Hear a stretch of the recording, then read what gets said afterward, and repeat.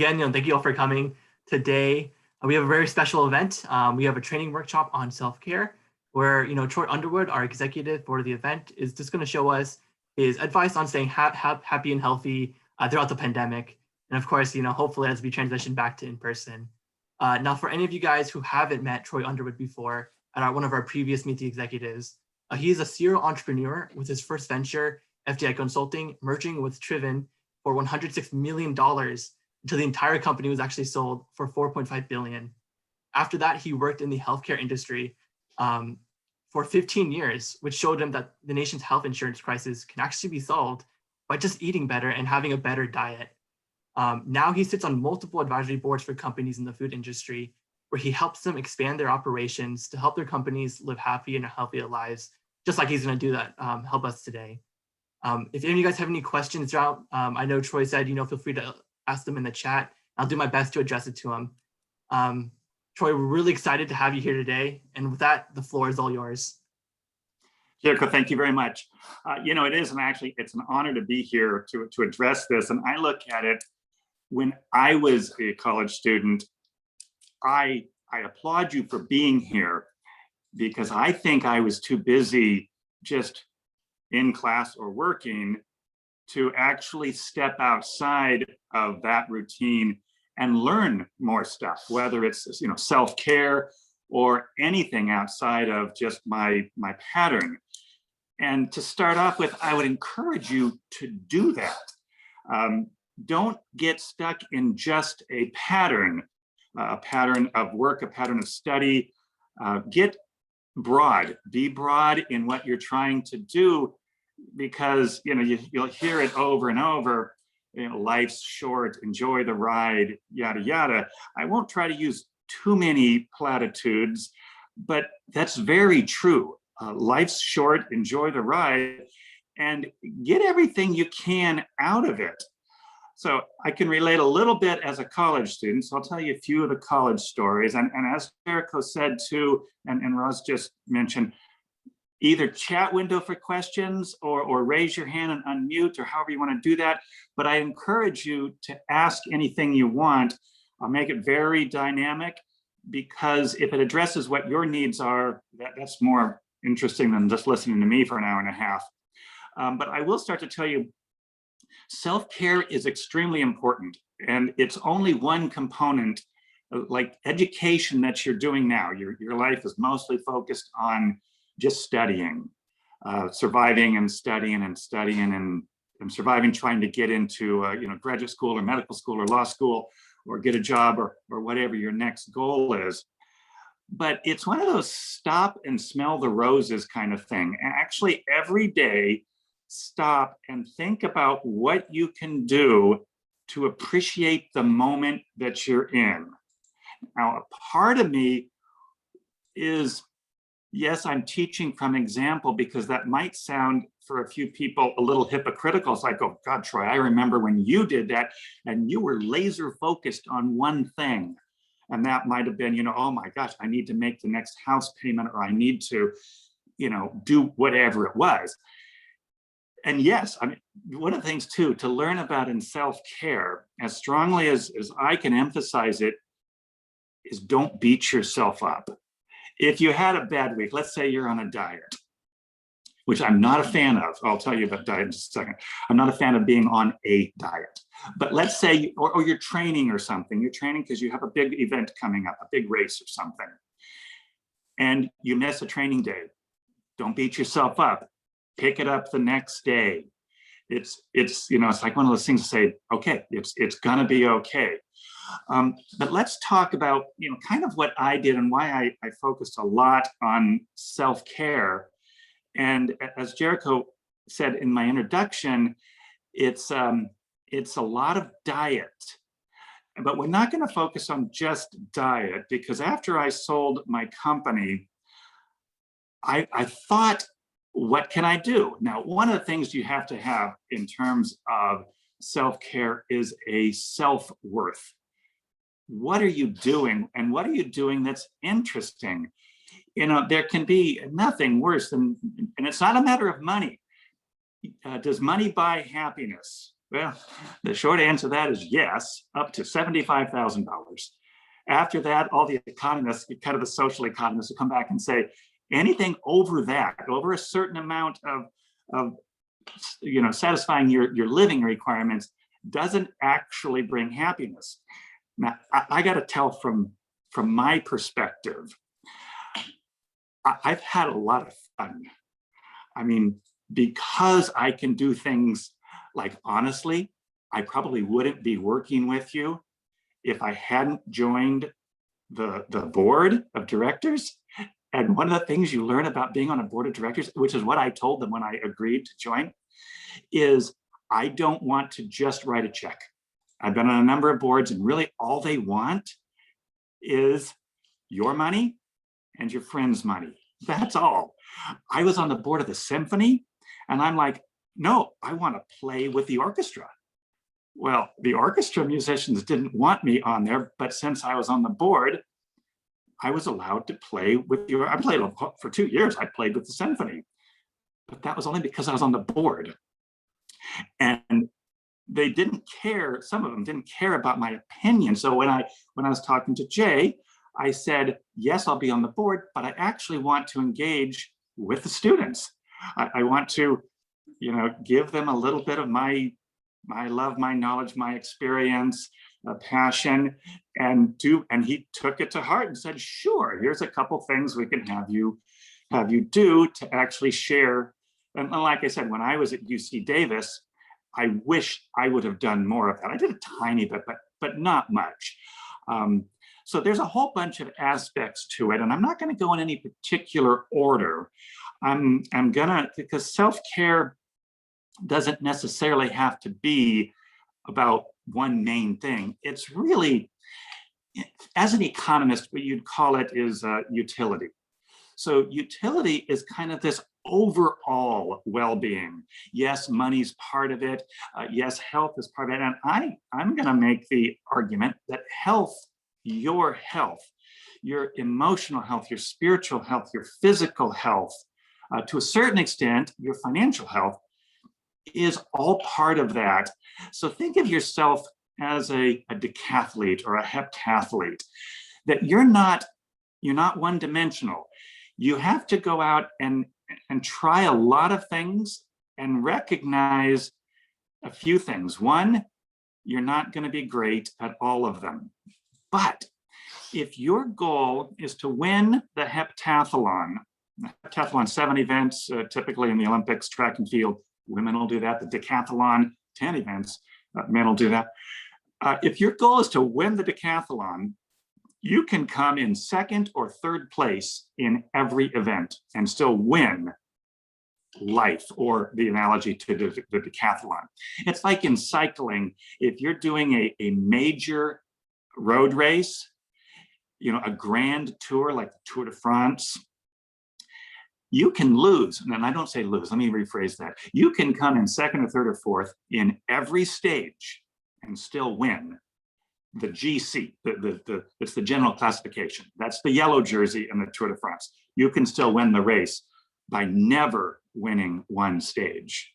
And it does actually happen. Usually the best rider can win at least one stage, but there's a whole strategy about that.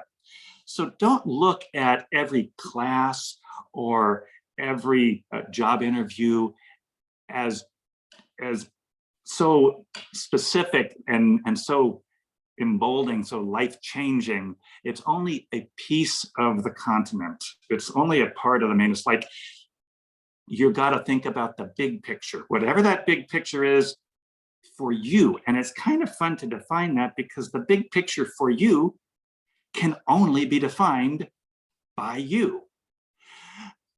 The problem with it sometimes is if you're so busy just, let's take an exaggerated point, just feeding yourself. You've got the basics, you've got a shelter and food.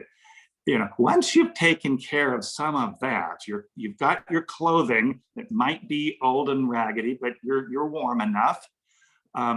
You can actually go on to step 2, but you can only go on to step 2 after you have taken care of step one. So plan out your step one, whatever that is. Assuming that you have your basics taken care of, where are you going to go next? And one thing that was kind of fun for me, there's been a couple life-changing events. I'll tell you about a few of them because you might relate. And if you haven't experienced that yet, basically allow yourself to experience it. In other words, a lot of people will say that success is this preparation and an opportunity. And a little bit of that may be accidental, but you won't have that happen if you're not there. If you don't go to the dance, no one's going to ask you to dance. So at least show up. Never underestimate the value of showing up. Whether it's a job interview or a class, if you're not prepared, hey, at least show up. And now the other side of it is try to be prepared. So there's been a couple of current life-changing event. I sold my company, and I know a lot of you won't be able to relate to this right now. Hopefully in 20 years you will be able to. But it's like when you don't have to worry about the food and the clothes or money at all. You don't have to worry about the house payment. You don't have to worry about any of that. I'm not saying you'll never have to be concerned about a house payment but if you have enough money to say, not only do I have sufficient for my needs and a little bit to share, and then a little bit to have fun with, and maybe a little bit to change the world, then you'd have to think, what would I do to change the world? So I set out after I sold my company, and I've run a couple and sold them, and I've had to, anywhere between a home run and a grand slam. It's like, but I've had such an interesting ride with it because, as Jericho said when he introduced me, one of the companies I sold for $106 million. So then at that point you're thinking, wow, you have more money than your grandkids can spend. Advice, never believe that, because that was 2007, and I literally lost it all in 2008. It's like, nuts. The interesting part of that is it didn't depress me, it energized me, because now you're looking at it going, oh, well, I have to / get to do it again. It's not like you just won the lottery and the chances of you doing it again are almost zero. It's like, well, I did it before, made a lot of money, lost it all. Now I get to do it again. And there's something that is kind of, it's necessity, but it's kind of an opportunity. It's like, wow, okay, what will I do?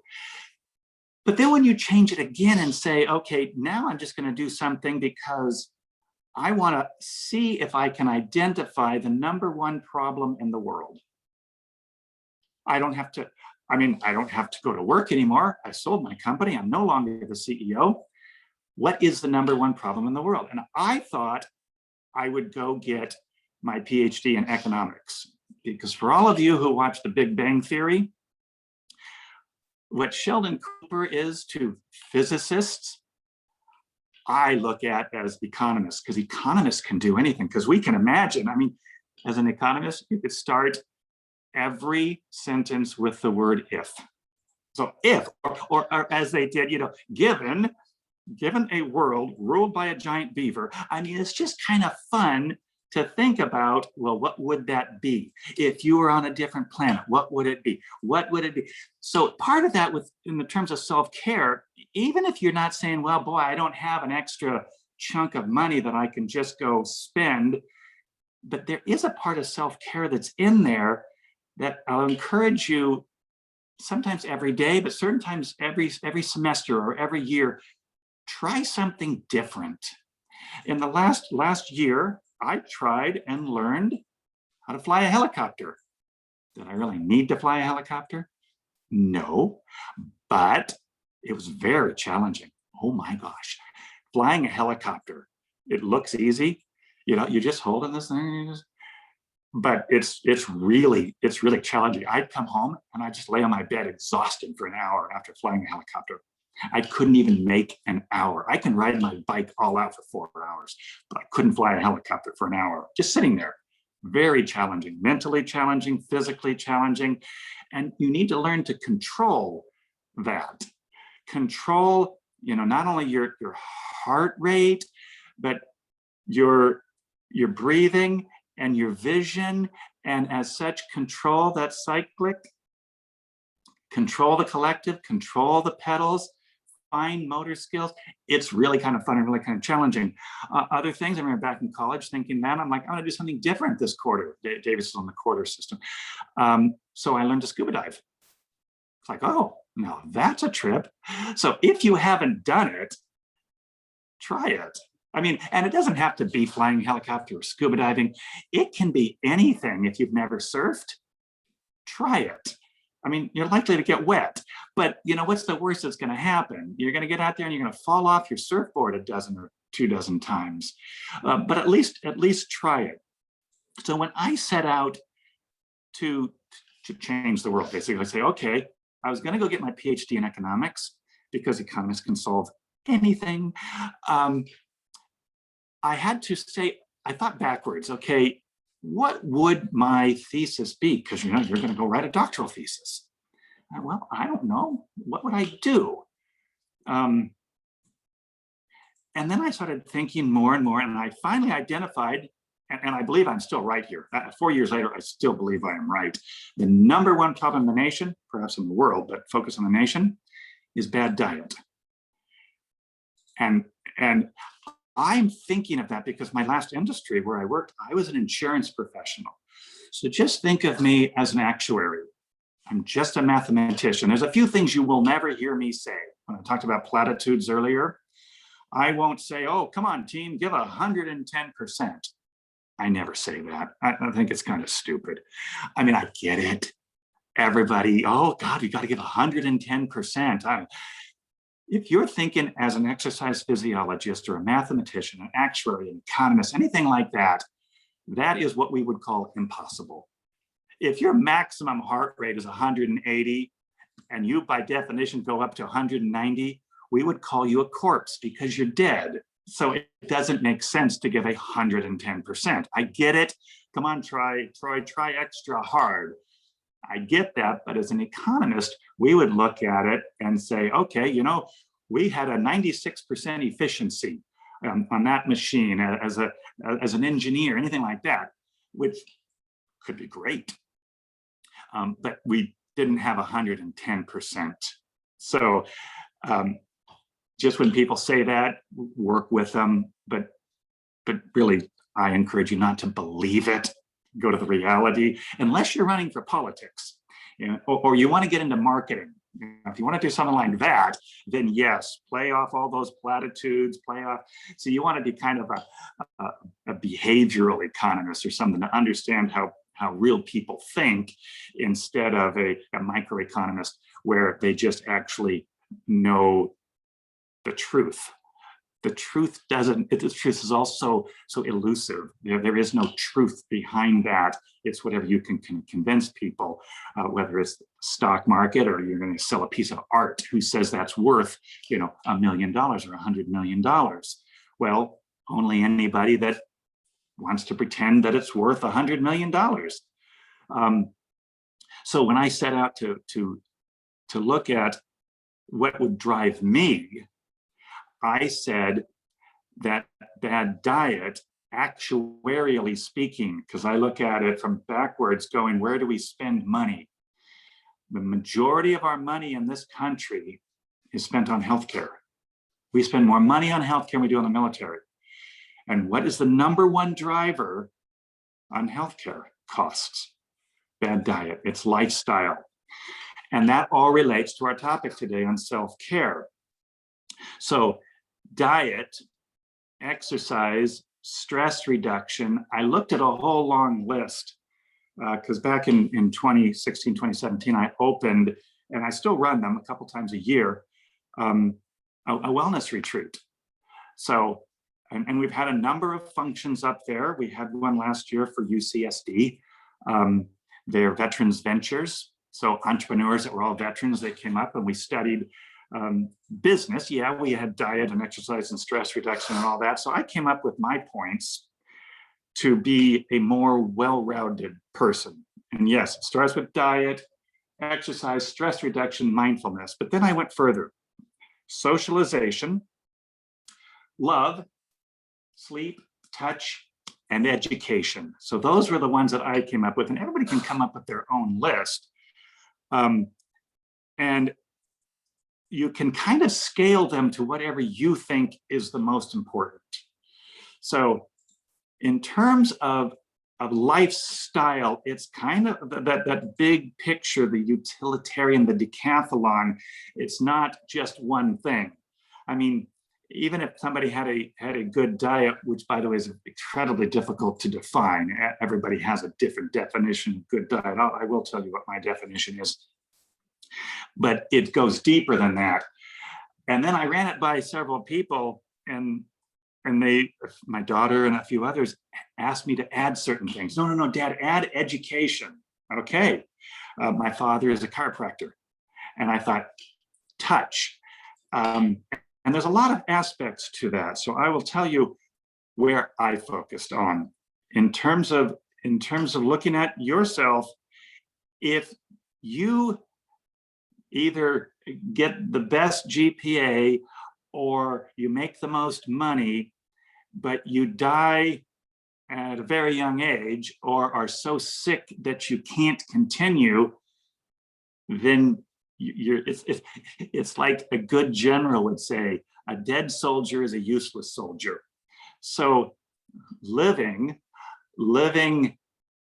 a long time healthily, is that a real word? Healthy is more important than making a lot of money or getting great grades.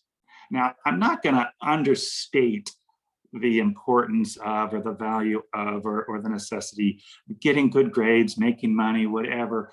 But I will say that nobody's going to care in 10 years. Nobody's going to care what your grades are. Maybe unless you're the valedictorian, then you can put that on your resume. But the fact that you graduated matters. When I have read thousands and thousands and thousands of resumes. And if somebody said they went to some college, they did a year at a community college, but didn't graduate. They did 3 years at Cal State Fullerton, but didn't graduate. That's a bad sign to me. Graduate. I'm going to encourage you, graduate. More important than saying, oh no, my GPA.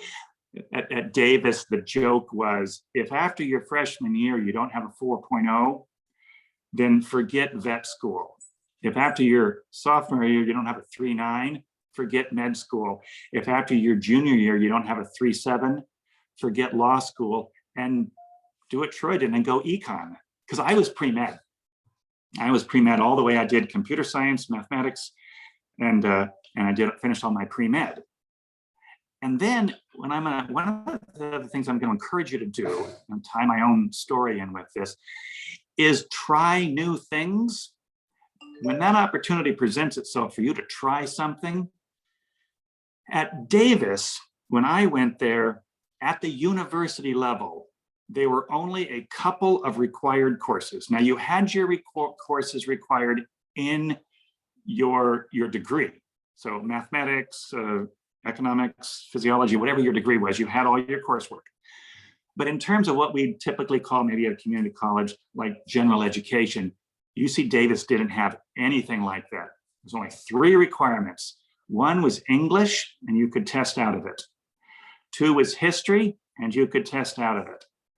So the only course at the university level that I had to take was rhetoric, group communication. I didn't want to take it. I thought, so back to the Sheldon Cooper thing, I was a little bit Sheldon Cooperish in that I I'm a scientist. I was doing all my pre-med work. I have no interest in taking a course in group communication. And it's a little arrogant, and I'm sure everybody that goes to a university, whether it's Cal State Fullerton or UC Davis or anything, has at least at one point thought this. And that is, why would I want to get them to help me? I know more than they do. So my attitude on that for rhetoric, group communication, was, what? I don't need a group to tell me what to do. I can do it better than the group. And I was wrong. So if you do watch, because Sheldon Cooper thought the same exact thing, of course, if you watch the episode where he loses the game show and he won't have the janitor, who was a Russian physicist, help him. He wouldn't have his friends help him. Let your friends help you overall. So I remember the one thing that struck me in that class was the professor said, here's a test. We're going to take a test. Great. I took a test and you hand it in. And they said, okay, now we're going to take the same exact test again, except this time you're going to be in a group, 7, 8 students in each group. And I want you to take the same exact test and then hand both of your tests in. And then you decide, which score do you want me to use? Your test that you took on your own, or the group test? And for like the first 5 seconds, I thought, well, of course I'll have you use my test score. Why wouldn't I? And then I realized, wait a second. No, I'm going to use the group test score. And the professor came back and said, in the 20 some odd years that she'd been teaching that class, she has never once had a student had their grade lowered by using the group score. You either raised your grade or you got the same grade that you would have on your own. Never once has a student been hurt by taking the group score. So that group collaboration is more important than the, as I would call it, rugged individualism. So I was at the time more rugged individualist, and then it started to strike me that no, that group is more valuable. And that is going to apply certainly in college and absolutely in business and in life. So as you go into business or you're working in study groups or whatever, that group, that socialization is extremely, extremely valuable. My upbringing, I mean, heck, when I was in high school, we lived on a ranch, thousands of acres, nowhere near a neighbor.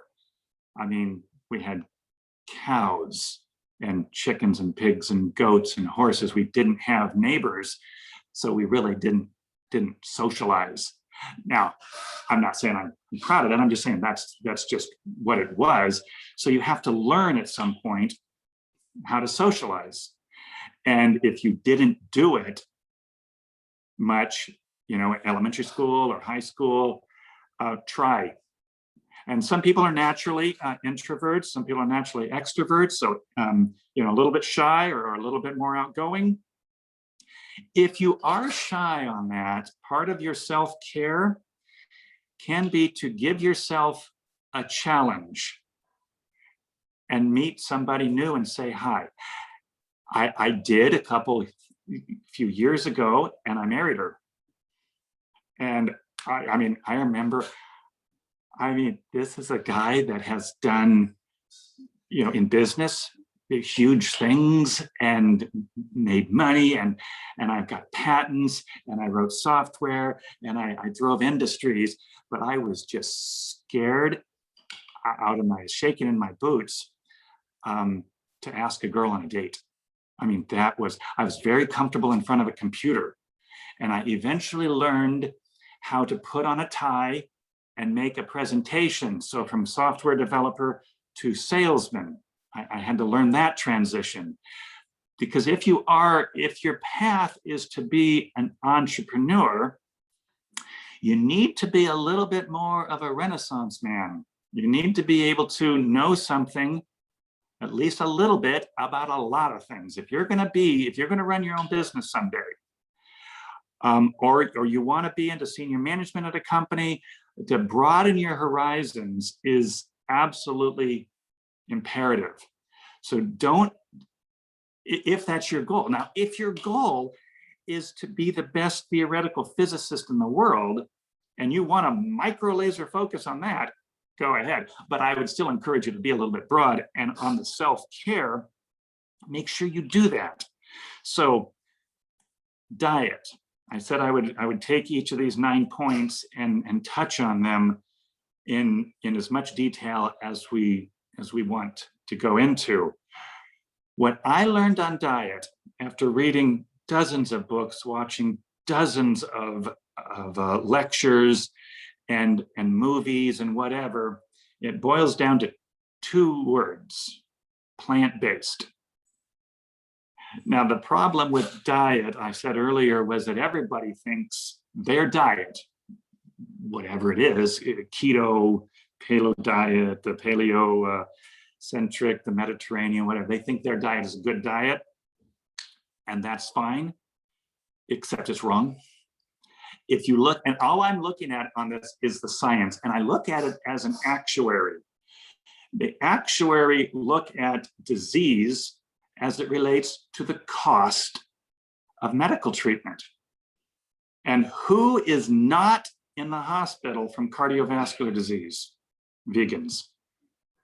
Almost never do you see a plant-based person in the hospital from cardiovascular disease.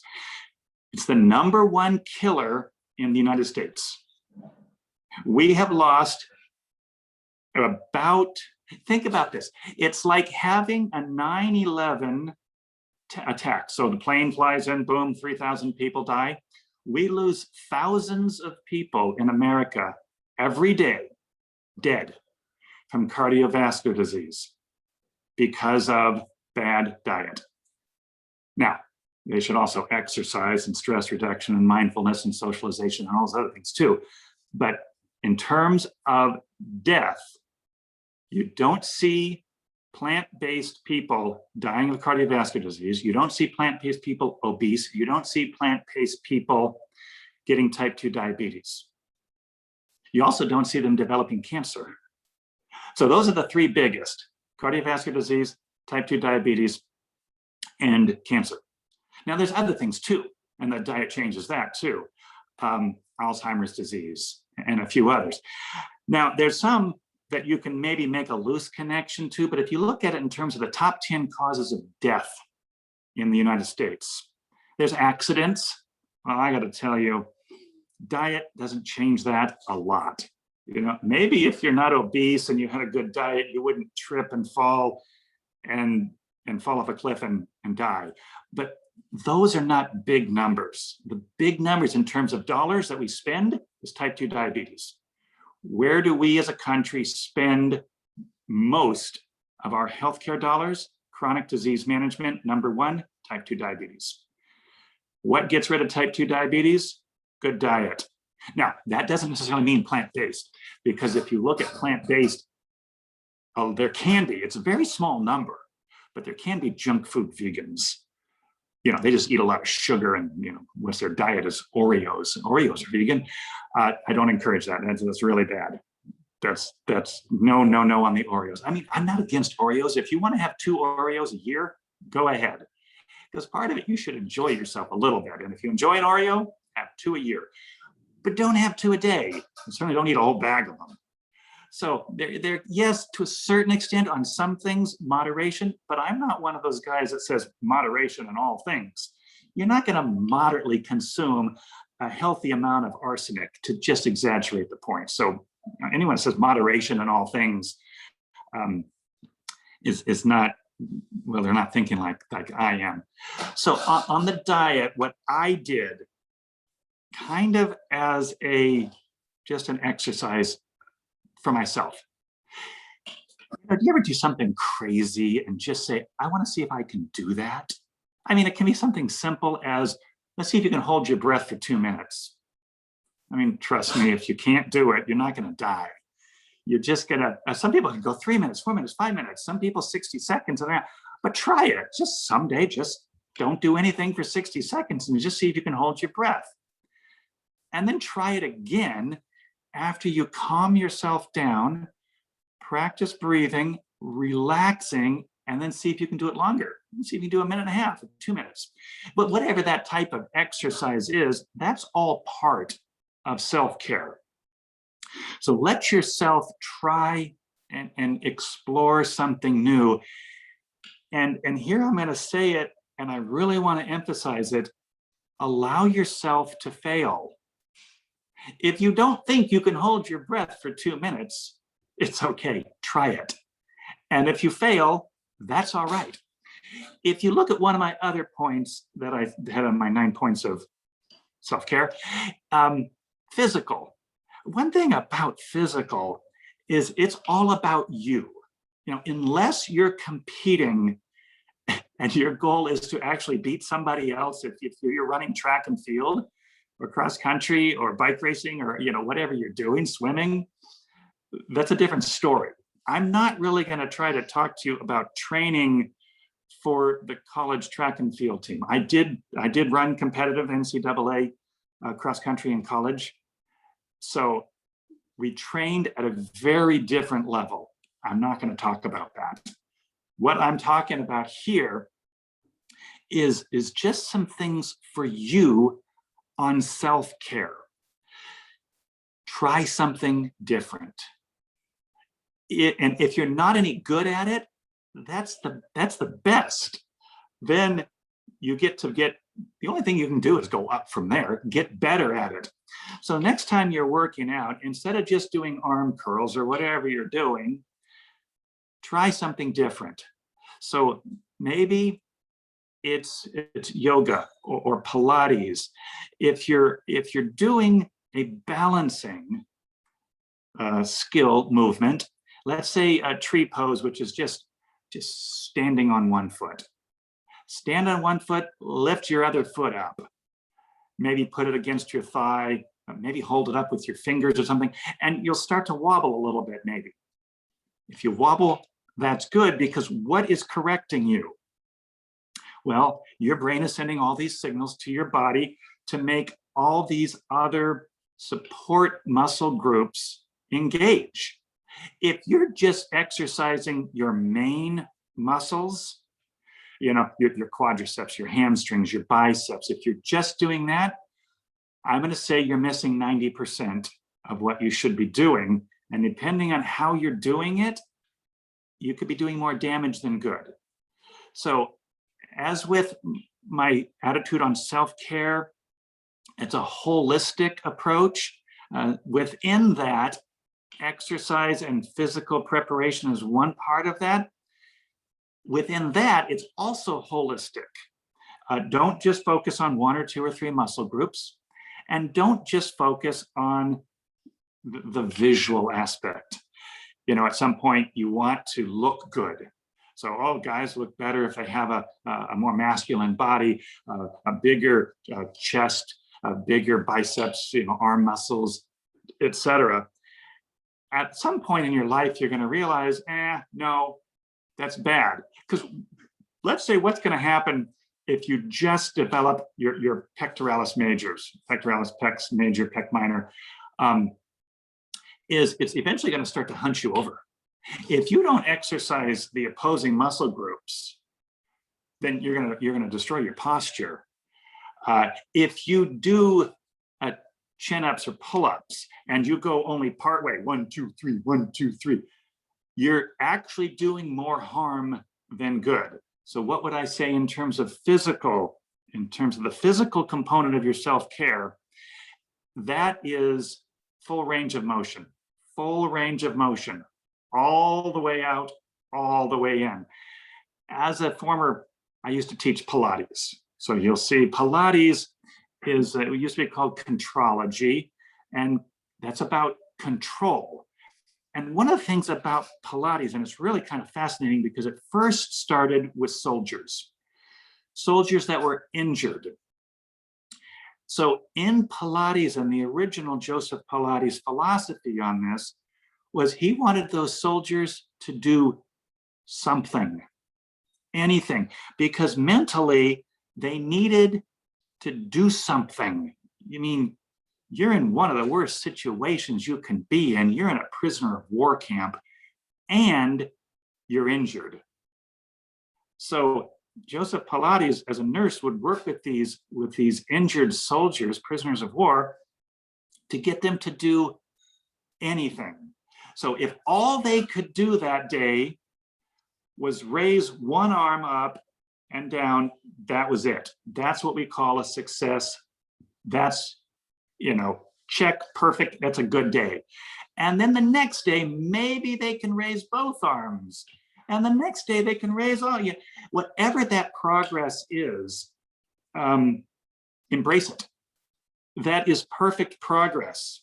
Don't beat yourself up because you can only raise your arm up part way. Reward yourself for raising that arm part way. I mean, you're a prisoner of war. There's other things like that you look at Cambodia, and you had a lot of very, under the Pol Pot regime, I don't know if you remember this.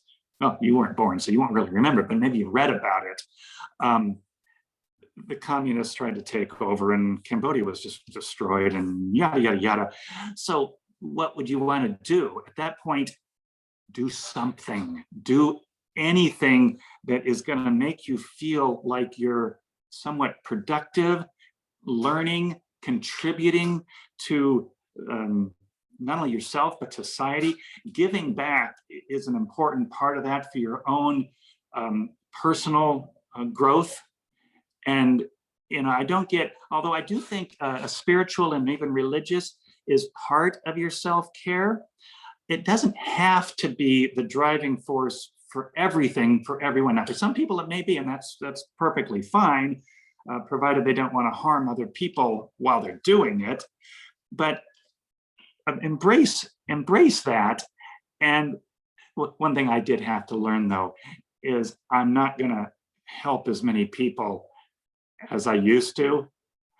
I have a right behind me, I don't know if you can see it on the wall, my employees gave me a cute little plaque that says, "I am silently correcting your grammar."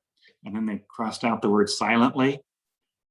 Well, part of it, as the CEO of a company, if somebody is making a presentation or they're writing a paper or a marketing piece, that is a reflection of me. And if they do it poorly, that reflects on me, and I don't like it. So I used to tell marketing all the time, you have to use proper English here. What is wrong with you? And so I would correct them. Things like, come on, a lot is 2 words. Tomorrow, look up how it's spelled.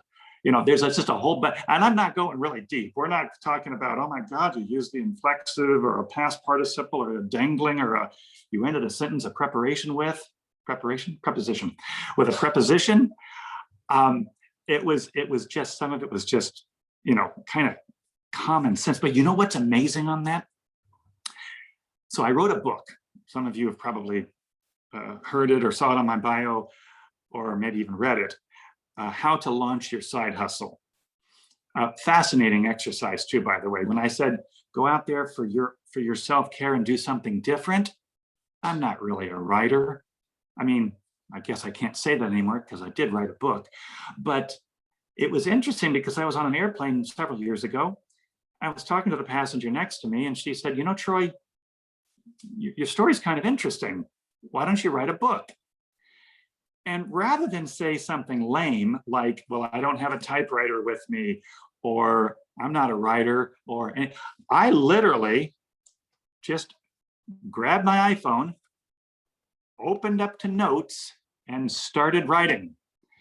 So I will make a strong case that book, How to Launch Your Side Hustle, Start and Scale a Business with Minimal Capital, is the most interesting book of the 21st century. Because I wrote the entire thing with my thumb. I don't know, 130 pages or whatever. I wrote it with my thumb because what did I always have with me? My iPhone and my thumb. Although I did do part of it on my iPad, but still I was using Notes. And it's one of those things of Apple Notes, just the notes for iOS. It's one of those things of no excuses. There's no reason not to do it. If somebody says, right, oh, I'm not a writer, I mean, I could have come up with a couple dozen reasons why I could or not do it. But then I gave it to my daughter. She has a degree in English, so she's no slouch. But writing it in Notes doesn't have a spell checker. And there's no Grammarly. But what I wanted to do was just do a brain dump. Anything I was thinking, just put it down on paper, so to speak. And then we'll refine it as we go. So think about that in self-care as this iterative process where you're kind of just growing on it. You take it and grow, you take it and grow. But you have to accept what you have done at the time you have done it as good. I mean, unless you did something really bad. I'm not saying everything is good. And I'm not one of those people of, oh, you should just, I read a book that some yogi wrote a few years ago. And it's like, hey, man, whatever happens in life is meant to be, and it's all good. And just embrace everything. And I'm like, you want me just to walk along and things will just fall on my head? I mean, I don't really believe, sometimes you have to go for it. Either, we all saw Disney movies. We know you got to kiss the girl. Come on, you can't just wait and let it sit and happen to you. Sometimes you've got to go out and make it happen. But at other times too, you have to just be ready that when something around you is happening, that you can take advantage of it because you are educated, you are prepared, you are ready. You're physically ready, you're emotionally ready, you're spiritually ready, your education is intact. You are ready to go. So I'm part of that too. I'm an Eagle Scout. Okay, so Boy Scouts motto: be prepared. I was always prepared, and I believed in that physically. And you're going to have a test. What are you going to do? You're going to prepare for the test. You're going to study for that test. So never not reward yourself. You give yourself gold stars, but not if you didn't earn it. And you know what? The other thing too is not everybody's going to give you gold stars. You just got to look at yourself some days and say, what drives me? What motivates me? So I told you before, I was pre-med. I was accepted to medical school. I was 5 units away from graduating. And on a dare, I changed my life. So UC Davis, to understand UC Davis, it's a hard science-oriented school. At the time, it had the best vet school in the nation, had a great medical school. It had the world's greatest graduate school in botany. It was great for animal physiology. Vet med was just top tier, absolutely wonderful. But what didn't I list in there? I didn't list sociology, economics, the social sciences. Matter of fact, back to Sheldon Cooper, I made fun of the social sciences. Remember, I didn't want to take the course in group communication. It's like, oh my gosh, that's for the social scientists. They're not real. They just show up and pretend to study and philosophize about how intelligent they think they are. You can't fake some classes. Physiological chemistry, you can't fake it. But you know what you can fake? Sociology and economics. So I made a disparaging comment about economics. And I said, now I think I'm still right here. Follow me on this. I said to my girlfriend at the time, why would somebody choose UC Davis unless their parents went here, or maybe they lived in Sacramento or Berkeley or San Francisco or something close to Davis? Unless it's geography, or maybe they got a scholarship, but we didn't really have a scholarship school back then. And scholarships didn't come on until later. Why would they choose Davis for the social sciences? I mean, if you wanted to be econ or even business, because we didn't have a business school at all when I went to Davis. Your business degree was under animal agriculture. That's what the school was. So who's going to go there to study marketing under ag econ? That's what it was. Now they have a graduate school of management now, but they didn't back then. So my girlfriend says, economics, you don't know anything about economics. And I'm like, if someone wanted to get a degree in economics, go to UC San Diego, go to University of Chicago. Don't go to Davis. I mean, why would someone choose Davis unless they didn't get into UC San Diego? I mean, there's other reasons to go to a different university. And she said, you've never taken a course in econ. How can you even make a comment about it? And I said, oh, nonsense, poopy pants. I can get an A in any econ course this university teaches. And she says, whoa, that sounds like, that's pretty bold. So she opened the catalog. Back then we had paper catalogs. And we said, okay, close your eyes and point under econ, point to a class. I will take it. I'll get an A. You'll buy me dinner. That was the deal. I get an A. She gets me dinner. A nice dinner. I mean, you're all college students. Nice dinners. That's a big deal. So she fortunately, because I was slightly arrogant about it, and I was pretty right, but I was a little bit wrong in the sense that I kind of disparaged the economics. But she pointed to Econ 1A, Economics 1A, Introduction to Microeconomics. The student will learn about supply and demand and all that.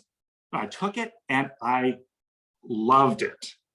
So I dropped everything else and just did straight economics. So I graduated with a 4-year degree in economics in 4 quarters.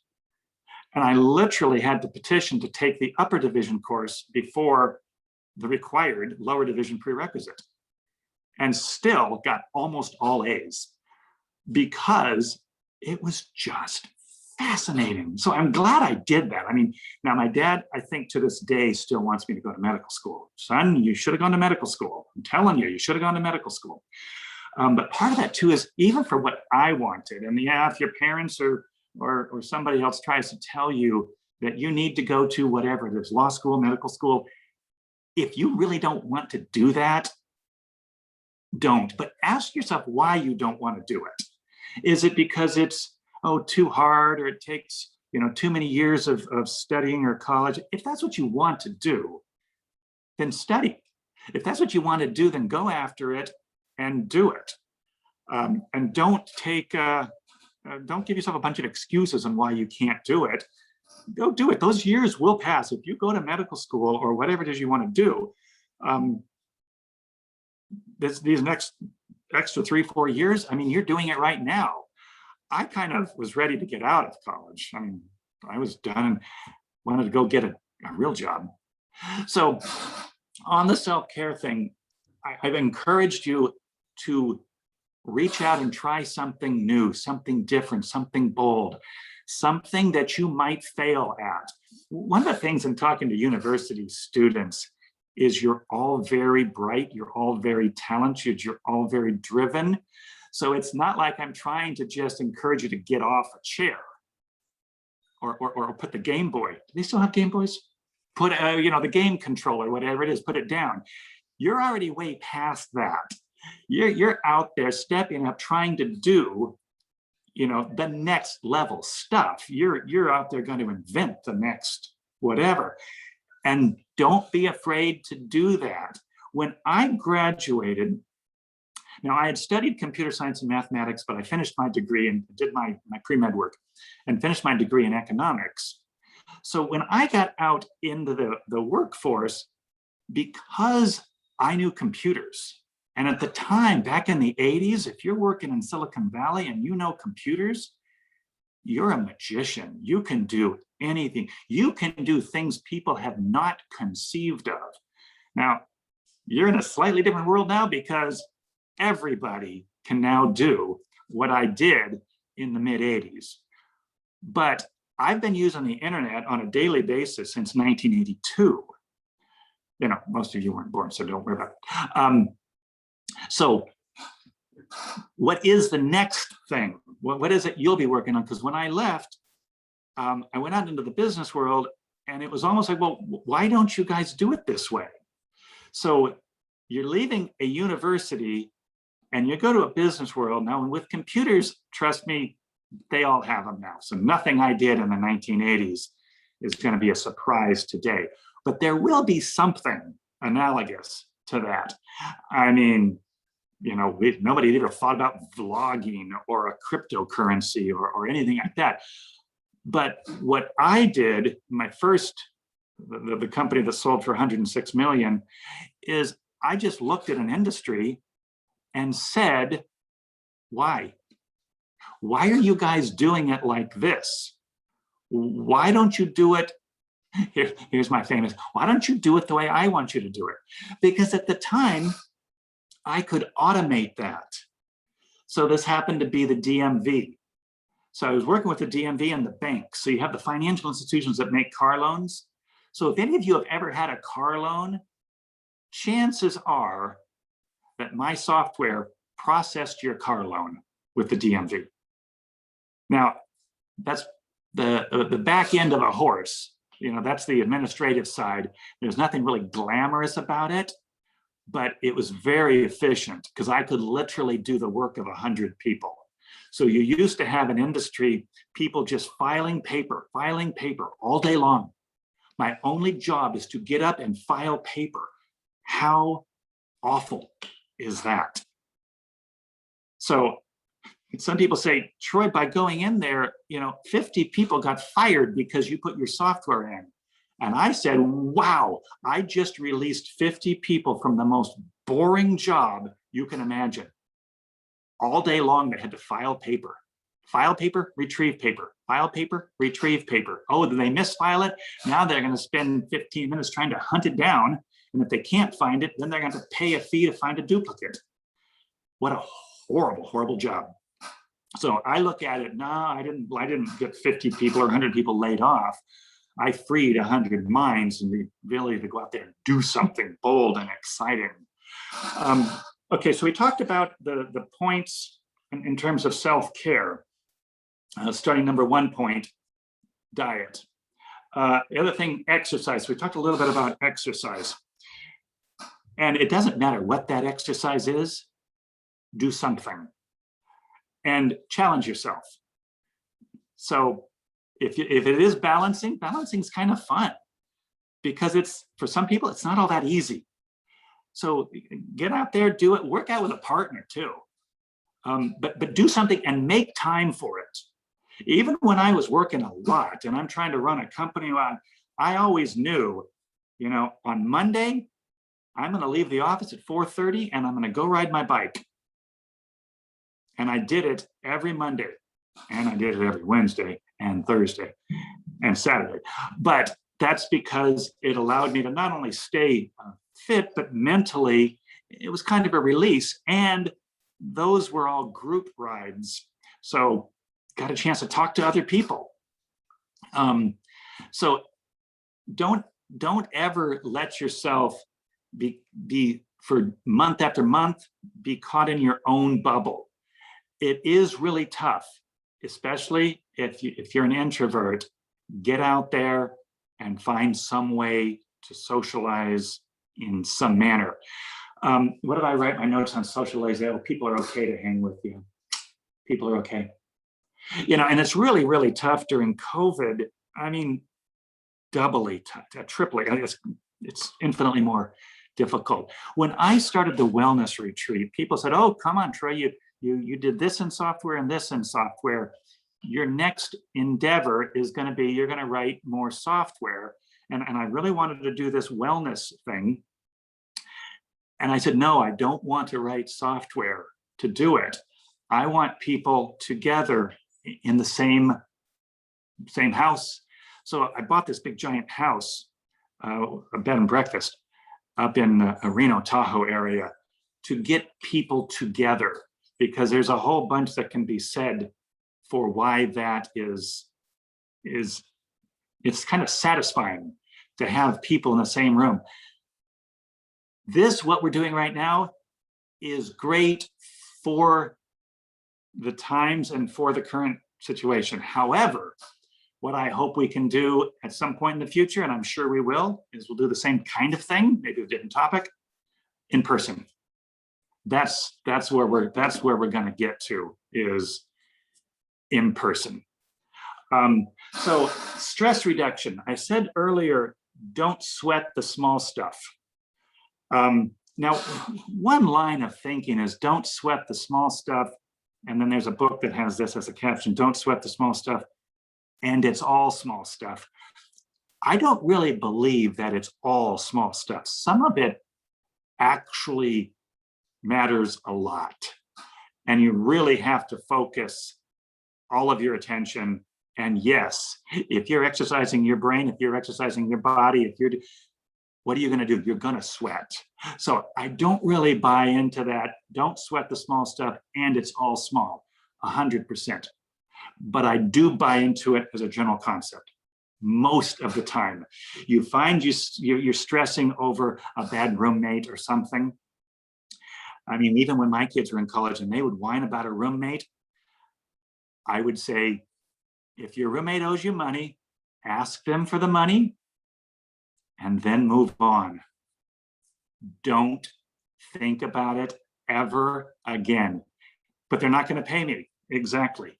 And you're not going to ever worry about it, because your life, your future, everything else, the amount that one college student can owe another college student, I mean, it might be over $30 or something.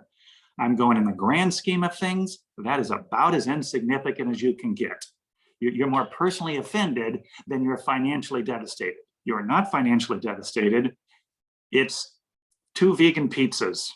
Move on. And no matter how much they argue with me, but this person did, move on. But they really, move on. But they called me a doo-doo head. Move on, move on, move on. Don't get stuck in whining about somebody else, how they offended you.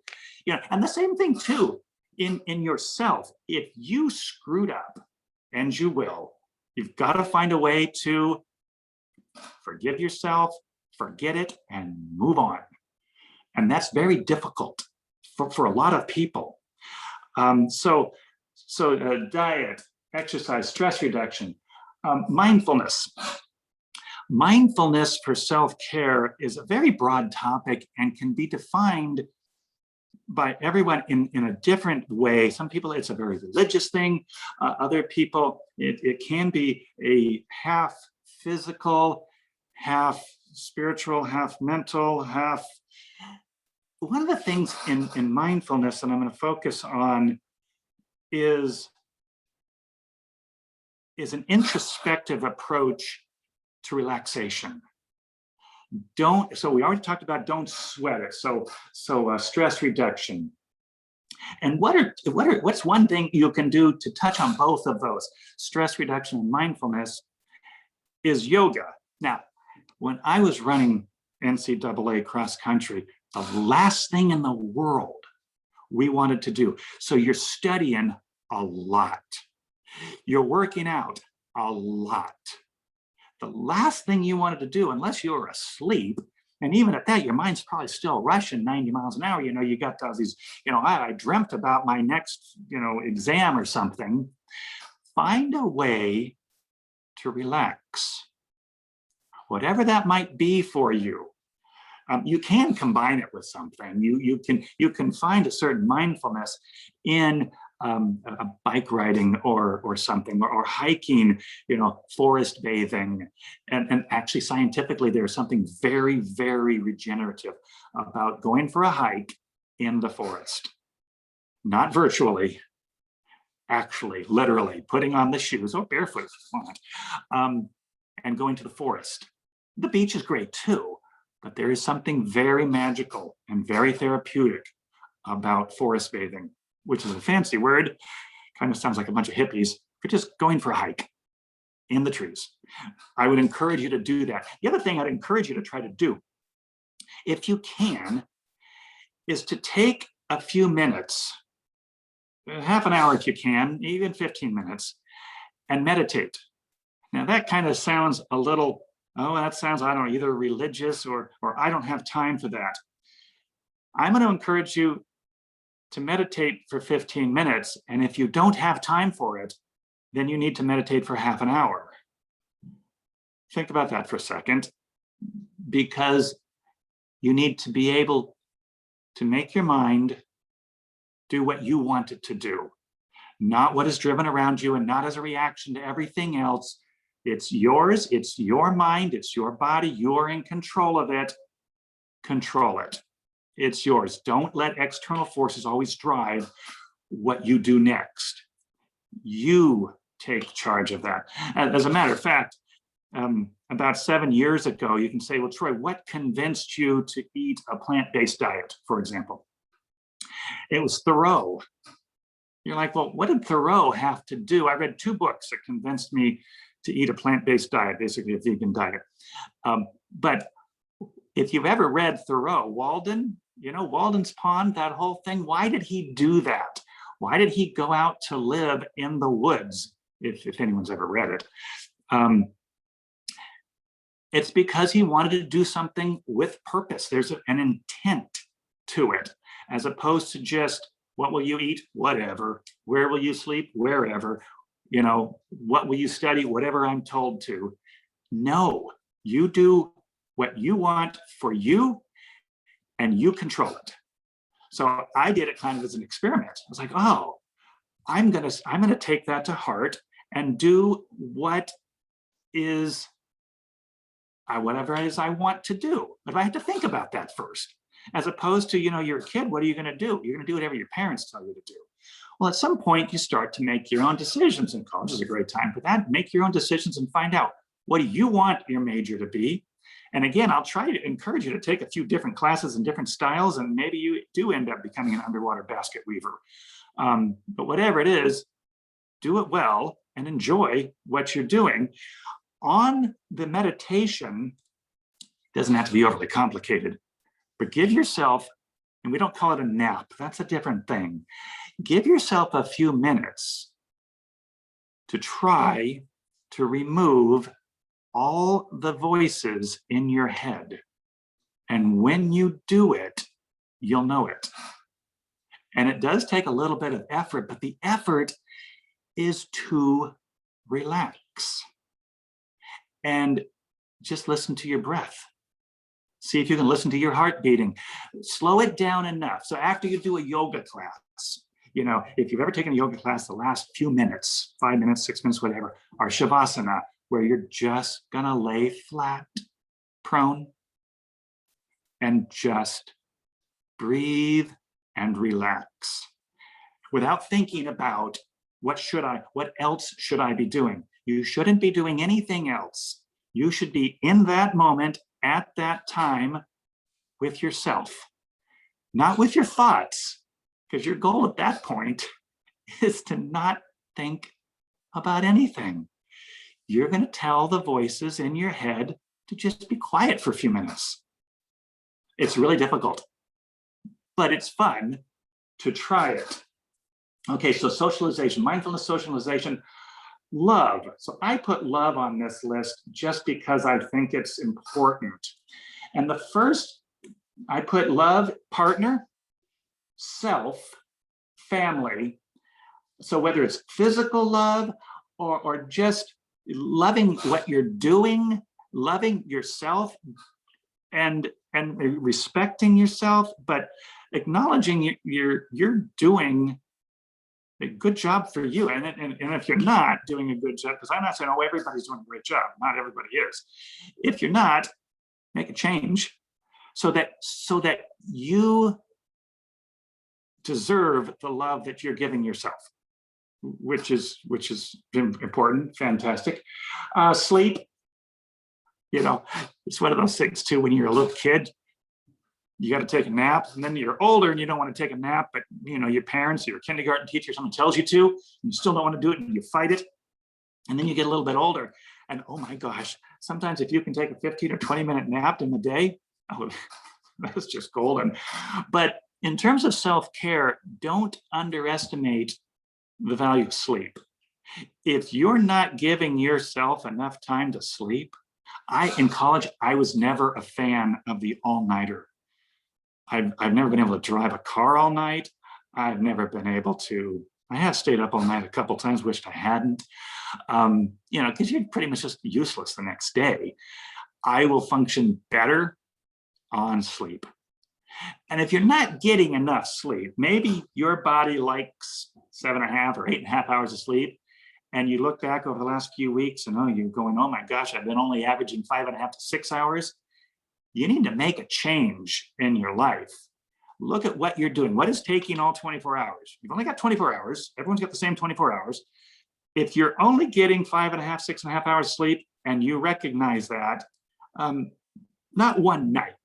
If you had stayed up late studying, or maybe you're watching a movie or something, don't beat yourself up over it. But if you're doing it week after week after week, and you're seeing a pattern, and you're tired, or maybe you drink coffee to wake up or something, make a change.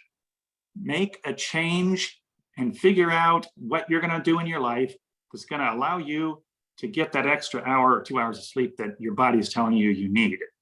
Now, some people don't work as well on, there's Albert Einstein. There's nothing that associates genius with the amount of sleep you get. Some geniuses would get 9 or plus hours of sleep, and some would sleep only a few hours and then cat nap or take a power nap. Einstein was one of those. Just if you could get that 20-minute nap in, great, you're good to go. Another 20-minute nap, great, you're good to go. Napoleon apparently learned how to put himself to sleep by visualizing a door closing. And when it closed, boom, he was asleep. I mean, within seconds, he could put himself to sleep. I can't do that, but maybe I could work on it. So there's something that you can work on there. So sleep, I think a relaxed sleep, more sleep is really, very, very good. Touch, I'm a big fan, because my dad's a chiropractor. Massage, I mean, maybe you have a friend who's just going to give you a foot massage. Never underestimate the energy, the power of touch. Even yourself, I mean, don't, take one of those massage machines, massage your legs, or just relaxing. Another point that I put out on here was education. So keep your brain working. You're doing all that right now. So it's not like there's ever been a university student who hasn't tried to, exercise or engage their brain. By all means, do that. But at some point, I'm going to encourage you to try something different. Try something new. So if you don't know a foreign language, learn one. Do you know how hard it is to learn a foreign language? I mean, some people pick it up right away. The other thing too about it is, don't necessarily do something you're going to be great at. Try something you think you might not be great at. And if it's learning a foreign language, that's one. If it's doing puzzles, try that. Try to learn a musical instrument. If you're great at the piano, try to learn the clarinet or the violin or something different. Or if you're great at the piano, try to learn a new piece, a new style. Do something that is going to exercise or engage your brain, which is really fascinating. When I said I was on the board of directors of the symphony up in Sacramento, and I performed with the symphony, I would rehearse. To prepare for a rehearsal, I would practice for 4+ hours a day.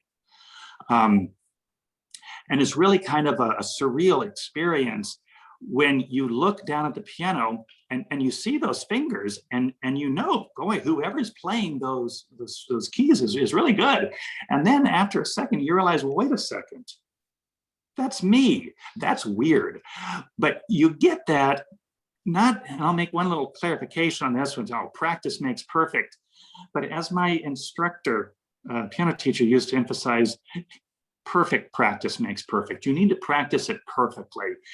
And so for anybody who has played a musical instrument at slightly higher than just a casual level, the discipline that is required to, perfect that measure, perfect a measure, perfect a song, a composition, and it is all broken down. Sometimes we will spend an hour on 3 or 4 measures to perfect it. I mean, it might be a kind of a difficult 3 or 4 measures, but it's really a challenge and rewarding when you've accomplished it. And I'm not suggesting that everyone's going to go out there and be a symphony orchestra pianist or violinist or whatever, but try it and see what you like. You might find that you like it and you're pretty good at it, or that it's at least rewarding to do it, and you enjoy that. So part of the whole emphasis in not beating yourself up and knowing your self-worth, don't compare yourself. See, the problem and the excitement, the good and the bad at the same time of being in a university like Cal State Fullerton is, I said earlier, you're surrounded by very talented people. In high school, you had all the, you got those guys, and they're not going to be the physicists. You knew that sophomore year in high school, which is okay, by the way. I mean, maybe they go on to be a plumber, which is totally awesome. But you tend to compare yourself now to your peers, which is, I'm not going to tell you not to do it because you're going to do it. You see what's around you. If you're a runner and everyone else is running 5-minute miles and you're running 6-minute miles, it's going to depress you. So maybe you quit running. I mean, when I quit cross country, we would run 5 miles at a 5-minute pace. For any of you who have run, that's fast. And I was like 16th on the team.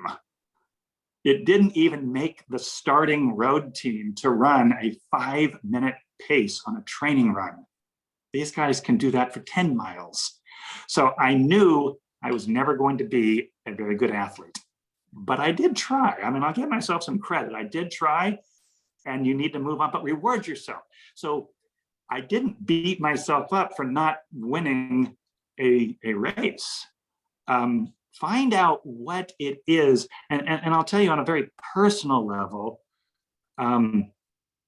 you look at your self-worth. You look at your self-care, and part of it is tough to even talk about, but it's very important, and that is to either notice it in yourself or a friend for suicide prevention. And one of the reasons that people will take their life is they don't feel they measure up. They feel they are in some respect, way, shape, or form, a failure or inadequate.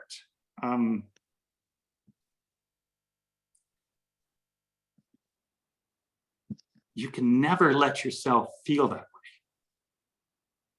You have to reward yourself, not undeserved. Again, you don't just walk around giving yourself gold stars, but recognize that you are accomplished, and you're only going to do better things. So keep that mindset, and make sure that if you ever see anybody that you think is just overly depressed for too long, just get them out of their, because it can be a downward spiral. Maybe you're going to work and you're not doing very well, so you get less sleep, so you wake up later, so you show up later, so you do worse at work, so you get in more trouble, so you feel more depressed. I mean, it's just this downward spiral, and you need to do something to help them or yourself to break out of that cycle.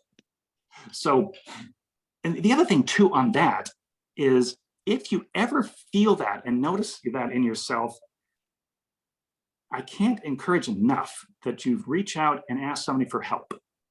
If there's something that you notice in yourself, and I used to be happy and vibrant and awake and alive, and now I just feel, and I'm not saying you have a bad day. I'm saying you're having bad weeks and bad months. You gotta break that cycle and be very okay with letting somebody help you break that cycle if you ever start to notice it in yourself. Part of it is when you notice it, is if you're aware, and if there's drugs or alcohol involved, then you're not thinking with a clear head. So that's another pattern to not let yourself get into. Jericho, I don't know where to see questions. Should I be looking at that, or are you going to ask any? Oh yeah, we haven't had too many questions in the chat so far. I know for one question that Jay actually wanted to ask was what you would say to someone that says they want to be healthier, but they don't have time to spare. There's a lot of, back to what we talked about earlier with excuses. One of the things in our society is with respect to diet or exercise. Now, exercise not so much, but certainly with diet, is if you drive down the street, just drive down the street in Orange County, what do you see? A bunch of restaurants, especially fast food restaurants, that mostly serve a bunch of garbage. It's very difficult. So you actually, it's really interesting. I've never been particularly obese.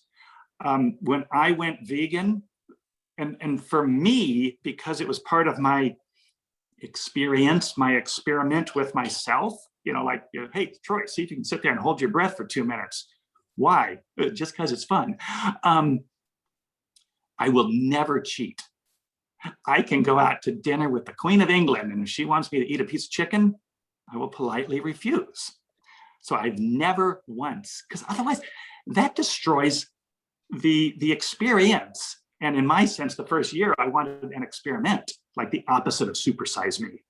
So you have to make a concerted effort to do it. But in terms of lifestyle, diet, exercise, you have to find out what kind of foods, because for the most part, we eat, okay, what our parents taught us to eat, and then we eat what we're served in the dining commons or what is pretty easy to get. So that's when you have to make a decision. Do a little education, do a little soul searching, and find, because like people have said, oh, Troy, when you went vegan, it was very restrictive on your diet. And I was like, restrictive? It wasn't restrictive at all. It was mind-blowing in how expansive the diet was. I know that sounds a little, ethereal or something. It's like, wow, I think that guy, good job. He can blow his mind without any drugs. But once you realize, I used to know 8 vegetables. Now I know 80 or 100. I mean, it's like you can look at some things that you can do with different types of foods. It's really exciting. I mean, I look at it and go, wow, just break out of that cycle. So it's really easy when you get into fast food. So you've got to prepare for that, make a meal, freeze it. I'm not opposed to microwaves, freeze it and put it in the microwave, because you know that you've only got, a half an hour between this class and your job or whatever, and just plan ahead. Then just make better choices and start off a little better and a little better and a little better.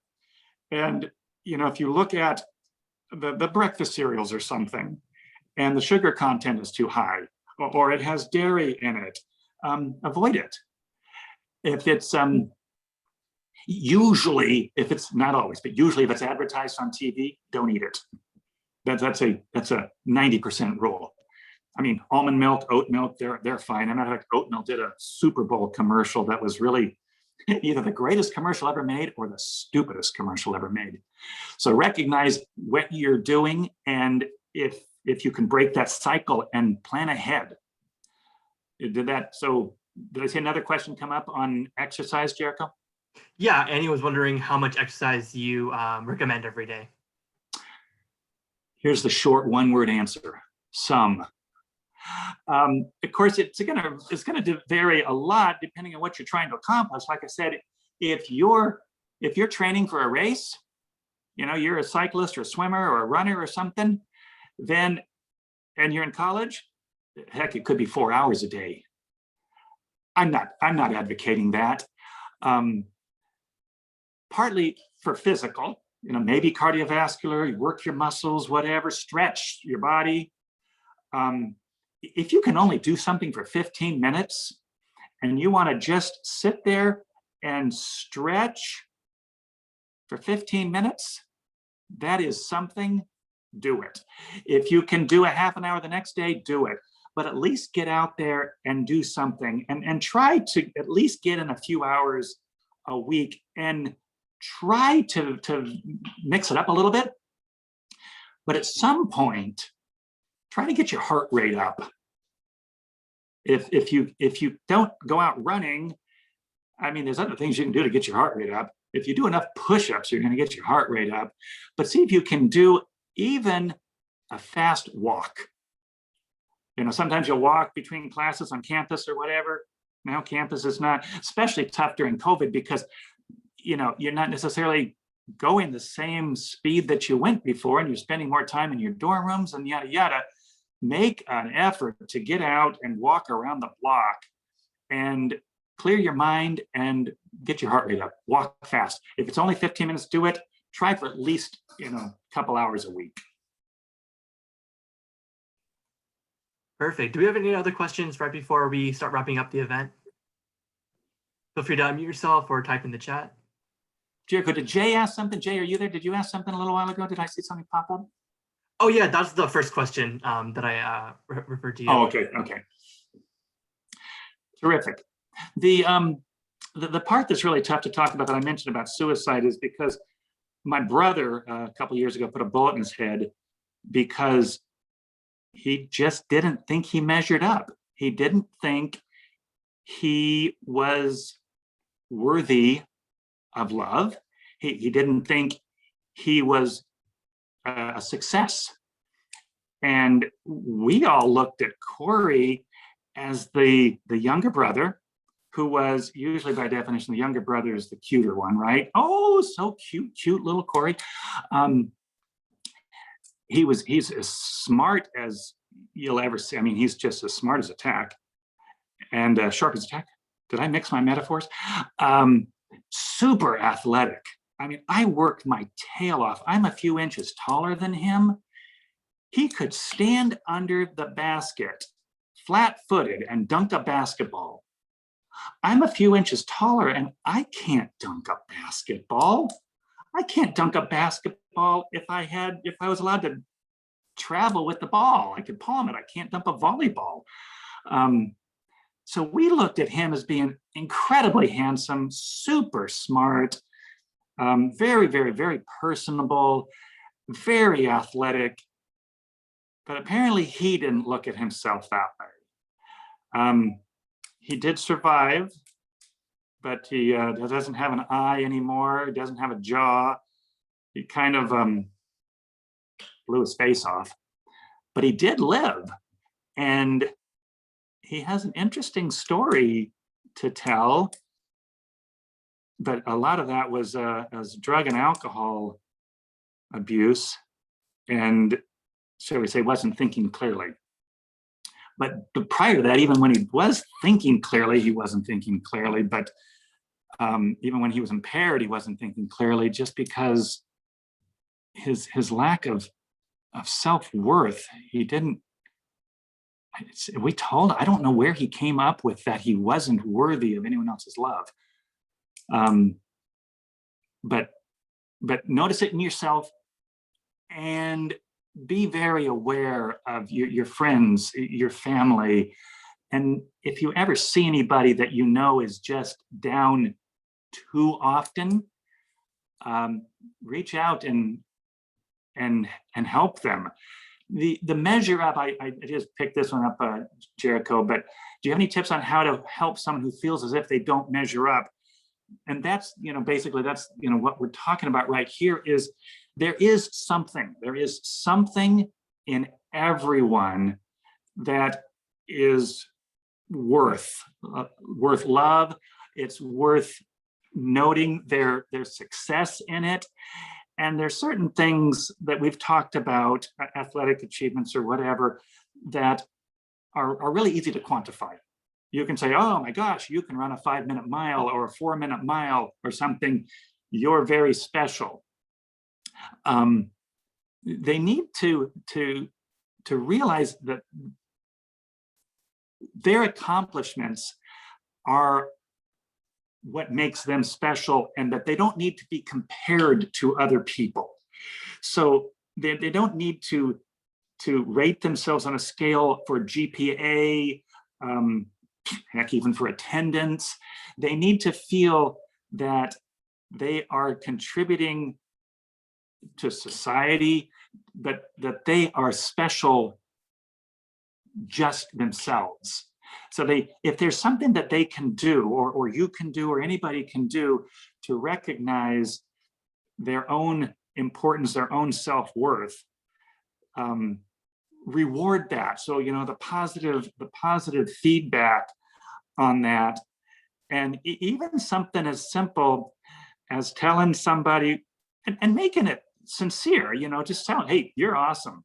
Just great job. Try not to be, even if you're talking to yourself, there's certain feedback you can give yourself. What do you do when you yourself are depressed? And here's one word to start off with. There's a lot of things you can do, but one, lie. Lie to your face. Lie to yourself. Because what do you feel like doing when you're depressed? You feel like frowning. You feel like pouting. You don't feel like smiling. So in this sense, now I'm just using a little bit of semantics here. If you feel down for a few minutes, force yourself, with your fingers if you have to, force yourself to smile. Look at your mirror, look at you, you are smiling. That feedback is going to help you, and it'll talk to your brain, and you're going to feel more like smiling. Now, eventually, you're going to have something that you acknowledge as a success to encourage more of that. So I mentioned earlier that at one point I sold my company, made a huge amount of money, and then promptly lost it all. It's like every investment that I made went bankrupt. It's like I would turn around every week, I'm losing another $1 million. You can't do that for that many weeks unless you're a billionaire. In case, I guess you can do it for 1,000 weeks. And eventually, I was out of money. But I didn't let myself get down. If you look at some people like Milli Vanilli, I don't know if you guys ever remember Milli Vanilli, a little bit too old. Jay, you probably remember Milli Vanilli. Girl, ooh, ooh, ooh, ooh. Anyway, they won this Grammy Award. They're incredibly good looking, wonderful dancers, but not wonderful singers. They had everything lip synced, and they won a Grammy. It was a big, big deal, decades ago. And anyway, one of them, I forgot if it was Milli or Vanilli, killed himself over it. And I'm like, just because you don't sing on that album and you got a Grammy for it, you're a model, considered one of the best looking guys in the world. You're a dancer, great dancer. You're super famous, one of the jokes at the time, they double spearmint gum, double mint gum. How long does double mint keep its flavor? And then the punchline, and they did the commercial, was until these two, Milli Vanilli, learned to sing for themselves. So they made a joke out of it. But the joke just didn't seem to convince Milli or Vanilli, whichever one it was. Anyway, he took his own life because he didn't feel up to it. And how many, stockbrokers or whoever it is will take their own life because they didn't feel their own self-worth.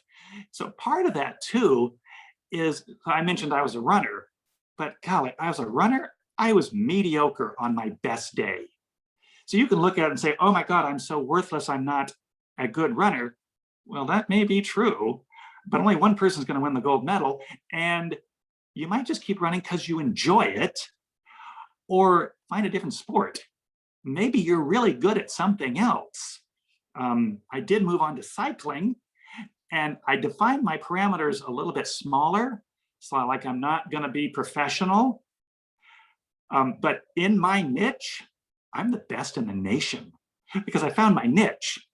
And my particular niche happened to be flat and windy. And I was a domestique, so I would do a lead out or sprint. I'd lead out for the sprinter or chase down breaks. And as a larger cyclist, I mean, I'm 6.5 feet tall, which is gigantic for a cyclist. Most of these guys are, under 6 feet. And so I found my niche. So never give up on finding whatever it is that your niche, and you might find your niche many years from now. And you might find 2 or 3 niches. I mean, just find out what you like to do and enjoy it and reward yourself on that a lot. Just don't be afraid to say, good job, Caitlin, you're interesting. I'm not Caitlin, Caitlin's Caitlin. So that's my advice, but don't ever get, I'm not saying don't get down, because if you get a bad grade, you're going to feel it. You know why? Because you're a human and you tried. But don't stop. And there could be something great beyond that. I didn't do well on a course one time that was really difficult for me, but other courses I did really well. I was like, how can anybody not? My roommate, not only did he get straight A's in all the science courses, he would get the highest grade usually in a physiology class or something. But man, could that guy not do a computer science class at all? I mean, it would be a C or a D. Straight A's, exercise physiology, physiochem, anything like that, he would get straight A's. But computers he couldn't do, and economics he couldn't do. And I'm like, wow, the only 2 things that I could do well, he couldn't do at all, which I found absolutely fascinating. And you'll never find somebody, when I said I was the CEO and you need to be a Renaissance man, as a CEO, you need to know a little bit about everything. So whether it's marketing and sales, or whether it's finance and accounting, or whether it's production or research and development, or whatever it is, raising capital, you need to know a little bit about everything, but you don't need to be the best in everything. You might or might not be the best in one thing, and still be a very effective CEO. Part of it too, if you're going to go on and be your own business owner, is, do you like what you're doing? Find something that you like, that you're making an impact, and run with it, and know your competence and your self-worth. And the other thing too is know, especially right now with this COVID thing, is, as we say, this too shall pass. Maybe it'll take a few more months. I mean, it's already been a year. And then hey, daylight saving time is going to come up here in a week and a half. There's always something to look forward to, not in the too distant future. So look forward to your new self, because you're evolving, you're changing, you're growing all the time. And you need to recognize that and know that you're not the same person now that you were when you were in elementary school. And 10, 20 years from now, you're not going to be the same person you are now. And college is going to be something you're always going to remember, but it's not everything. It might feel like everything right now, but in a few years, you're going to get a job, you're going to get a family, you're going to get kids, you're going to get another job and another job. I mean, maybe you get one job, but typically you won't. Get your house and change your definition of perfection, if you will. Sometimes it's like, you know what, this is perfect right now because this is what I am doing perfectly right now. And you know what? Be good with that. Don't beat yourself up thinking, I could do it better. No, you're doing it. Give yourself a high five for doing it. You showed up, you're doing it, you tried, you're progressing, you're evolving, you're sharing, et cetera, et cetera. Okay, goal setting.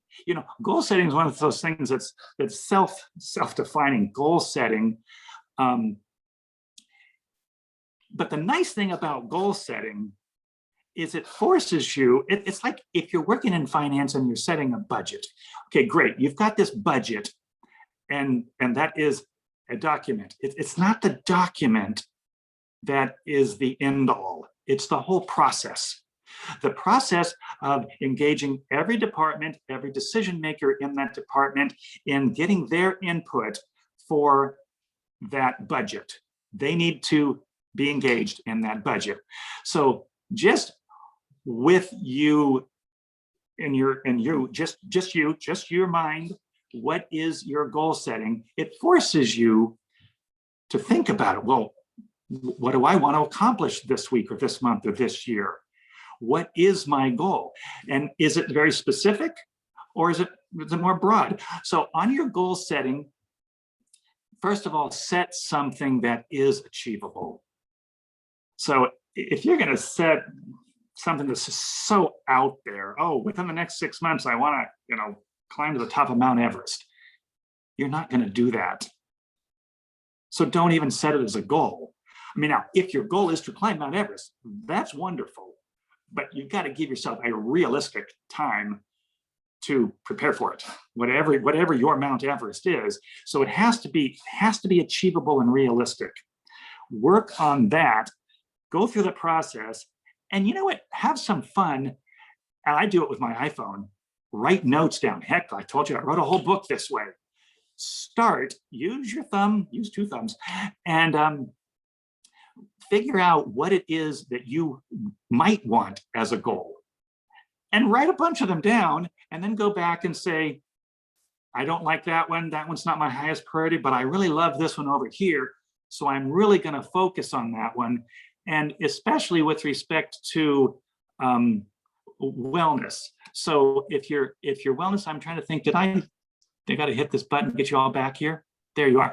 With respect to wellness, part of wellness is really easy in some respects to quantify. If your goal happens to be, for example, weight loss, and right now you're 150 pounds and you want to be 140, well, just every week step on the scale and see if you weigh less. Even at that, though, don't Troy, I hate to cut you off, but we are running overtime, and I know classes are actually going to start soon, so I wanted to make sure I had time to plug our next event, which is the networking workshop. I'm going to go ahead and send a link for that in the chat right now. But thank you so much, Troy, for all your insight on self-care. I know I learned a lot of things that I'm going to be able to apply in my life, and I hope everyone else did as well. Pleasure. Thank you.